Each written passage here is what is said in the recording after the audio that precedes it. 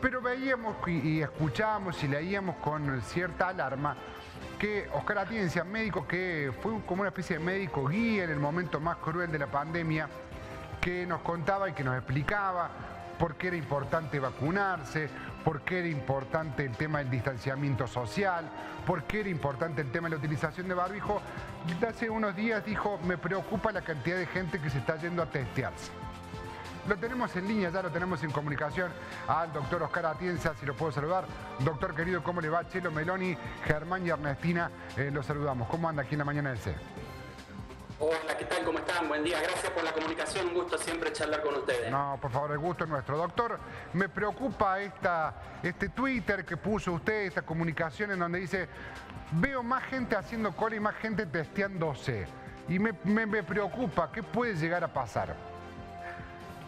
Bueno, a ver, nosotros en epidemiología, o al menos yo los últimos 2 años, para poder establecer un poco cuál es el momento, el punto de quiebre en el aumento de la cantidad de casos, uno tiene algunos parámetros que son los que revisa a diario y se fija en algunas noxas que son las productoras de casos a nivel anual, digamos, en el año. Ya sabemos que fin de año y principio, digamos, los últimos 15 días de diciembre y los primeros 15 días de enero movilizan unas 10 millones de personas y eso genera un aumento de casos tal como pasó en los últimos 2 años.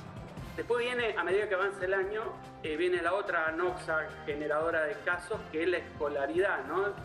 Movilizar todas las personas que van a intervenir en el sistema educativo es movilizar aproximadamente un 40% de la población argentina. Es decir, que también esperamos ahora a fin del mes de marzo y principios de abril un aumento en la cantidad de casos. Pero desde el domingo pasado uno pasa por ejemplo, el centro de testeo del registro civil, que había estado prácticamente vacío en los últimos 30 días, y uno ya empieza a advertir allí una y hasta 2 cuadras de cola casi de modo permanente, y esos son algunos llamados de atención que tenemos. Junto con eso, estadísticamente los números no mienten, los números uno si los sigue y los trabaja bien, uno ya nota un quiebre en los datos, ya no dejó de bajar e incluso empiezan algunos datos en algunos sectores a aumentar nuevamente, así es que coincide la llegada de estas noxas generadoras en cantidad de casos con la estadística y también coincide con lo que cualquiera de nosotros puede ver si se acerca a lugares de testeo como el registro civil, por ejemplo,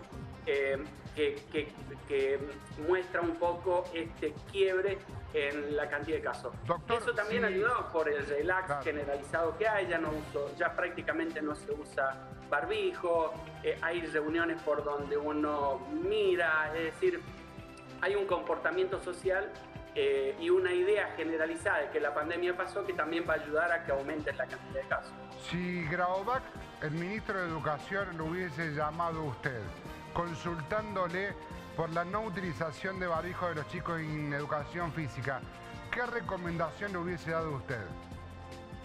Bueno, si lo hace al aire libre, cosa que no va a ocurrir, si lo hace al aire libre con un distanciamiento de 1,5 metros, diría que está minimizando o estaríamos minimizando la situación, ¿no? ¿Por qué eso no ocurre? Porque la mayor parte de la actividad física se hace en los Zoom que tienen los colegios, que son ambientes cerrados. Entonces hay distintos tipos de particularidades en esa decisión. Si lo va a hacer en lugares cerrados en Zoom, le diría no, que usen el barbijo y que disminuyan la actividad física que van a hacer para que los chicos puedan respirar bien. Si lo va a hacer al aire libre, con el distanciamiento que corresponde, ¿no? Corremos el riesgo de un pico preocupante llegado el invierno en Córdoba, también pensando en la cantidad de personas vacunadas que tenemos con primeras, segundas y terceras dosis. A ver, acá quiero separar y dejar bien en claro. Digo, el nivel de preocupación lo establece la presión sobre el sistema sanitario y la letalidad del virus. Eso cambió. Desde el año pasado, y lo vengo advirtiendo, en el mes de abril del año pasado, dije que en el mes de agosto y septiembre del año pasado, la realidad sanitaria argentina iba a cambiar, que íbamos a tener mucha cantidad de casos con bajas cantidades de hospitalización y de letalidad. ¿Por qué? Por la proporción de personas vacunadas. Es decir, A medida que uno tiene un aumento en la cantidad de porcentaje de población vacunada, la gravedad de la patología desciende, la cantidad de internados en terapia intensiva baja y la letalidad baja. Y les doy un ejemplo. El año pasado, en el pico máximo, tuvimos 40.000 casos, 42 o 43.000 casos fue en algún momento. La letalidad del virus es del 2%. Días después tuvimos 800 fallecidos, es decir, exactamente el 2%.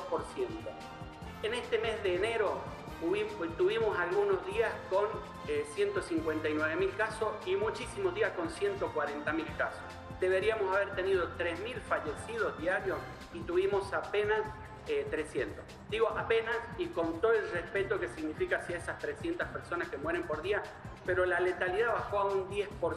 Ese es el efecto claro de las vacunas. Las vacunas empiezan a salvar vidas y cambian la realidad sanitaria. De modo que, ¿qué nos espera para el próximo invierno? Posiblemente un aumento de la cantidad de casos con una baja cantidad de hospitalización y una baja letalidad. Eso nos permite lo que nos está pasando hoy. Doctor, tomar algunas decisiones más relacionadas con el relax, ¿no? Trabajar un poquito más de modo tranquilo. ¿Coincide con lo que decía el ministro de Salud, Diego Cardoso, con que dentro de los próximos 3 a 5 meses la pandemia va a desaparecer, aunque haya pequeños rebrotes? Sí. Yo lo vengo diciendo desde octubre, noviembre del año pasado. La fecha, más o menos, según los cálculos que hicimos, este es un problema mundial y lo tenemos que mirar como un problema mundial, global. No es un problema de la Argentina, es del mundo. De modo que la Argentina tiene esos indicadores que les acabo de decir. Bajó la letalidad un 10%, pero te vas a África y es terrible la cantidad de gente que muere. Si ustedes miran Ucrania y Rusia, justo en el momento que inician la guerra, eran los dos países del mundo con mayor cantidad de casos y fallecidos. ¿Por qué? Porque las tasas de vacunación no superan el 50%. Lo mismo le pasa a Alemania, Holanda, Polonia. Están con tasa de vacunación muy baja. Ahora, cuando uno mira en perspectiva, África, todo el continente africano, no había sido vacunado hasta el mes de diciembre. La tasa de vacunación en total era del 10%. Eso cambió. Empezó a vacunarse África. La OMS está haciendo buen trabajo allí y ha empezado a vacunar. Cuando la tasa de vacunación mundial supere el 70% con una dosis que ya está casi, en este momento está casi, se llegue, digamos, por lo menos cercano a la cifra del 80%, y con la dosis segunda estemos llegando al 70%, es decir, el parámetro estaría entre el 70 y 80% de población mundial vacunada con 1 o 2 dosis, esta pandemia va a estar más controlada. ¿Cuándo va a ocurrir eso? Según la proyección, entre el mes de agosto y septiembre de este año, que será el momento en el que la pandemia a nivel mundial esté bajo control. No quiere decir que va a desaparecer, vamos a tener casos, vamos a tener fallecidos, pero ya no va a ser lo que era la pandemia hasta este momento, ¿no? Está bien. Doctor, esto con un entre comillas, ¿no? Y el entre comillas es la guerra de Ucrania. Que no sabemos cuánto se va a sostener, qué nivel de desplazamiento de personas va a provocar en Europa y qué nivel de crisis sanitaria va a provocar. Puede llegar a... Sí vemos, por ejemplo, que en los últimos días en algunos países europeos aumentaron la cantidad de casos. Doctor, muchísimas gracias por la atención, como siempre. Un abrazo grande. Gracias a ustedes, que anden bien. Oscar Atienza, médico especialista, que siempre ha sido un material de consulta y un médico que ha seguido muy de cerca el tema de la pandemia del coronavirus y algunos datos. Y estos datos políticos y judiciales que se han dado en Córdoba y que llaman la atención y que queríamos consultárselo.